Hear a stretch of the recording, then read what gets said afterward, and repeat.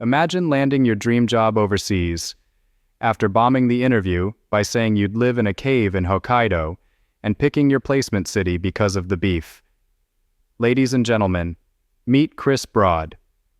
A man who swapped British drizzle for Japanese monsoons, accidentally became a YouTuber, and lived to tell the tale, in book form. Today, we're diving into Abroad in Japan, part travel memoir, part cultural crash course, part How Not to Die of Embarrassment in a Public Bathhouse. Our journey starts in Yamagata, a place Chris affectionately calls rice fields and regrets. Sent there by the JET program, he arrives with zero Japanese, infinite curiosity, and the social confidence of a damp sponge.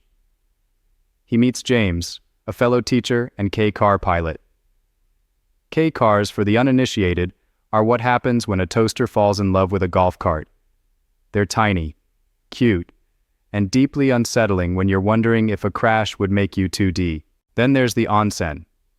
You, naked. Everyone else? Also naked. There are rules, there are towels the size of kitchen rags, and there are locals who will stare at you if you so much as drip in the wrong direction. It's cleansing, it's awkward, it's very Japanese. Teaching English sounds noble until you try to explain the word moist to a group of teenagers. Chris quickly learns that humor doesn't translate, especially when the whiteboard is trying to assassinate you mid-lesson. He battles kanji, classroom silence, and students who ask, "Why are you so tall?" with surgical bluntness.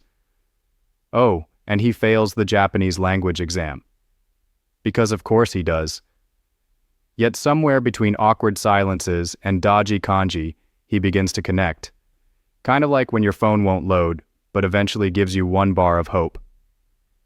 Beyond the school, Japan serves up izakayas, hostess bars, and weather that wants you dead. Summer, sweat lodge, winter, Siberia with vending machines. He eats ramen like it's a food group. Gains weight. Gets roasted by co-workers.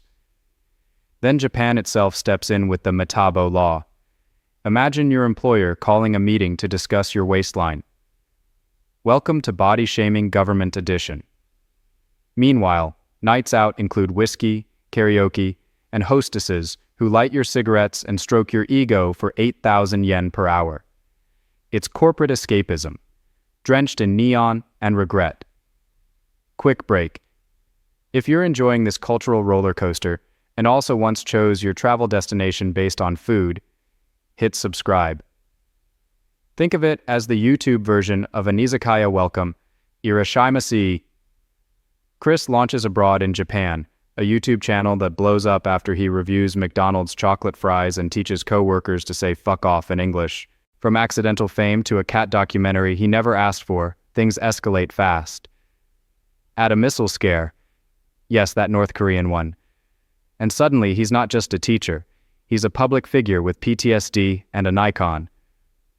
After quitting teaching, he's broke, rejected by landlords, and living in a smoky hotel. But viral luck strikes again, and the channel takes off, proving that internet success is often one deep-fried idea away. It's not all jokes and ramen, though. Chris tackles real issues: bullying in Japanese schools, cultural conformity, and natural disasters that shake more than just buildings. In one moment, he's dodging falling snow off temple roofs. In another, he's questioning life choices after a student jumps from a school window. The tone shifts, and it matters.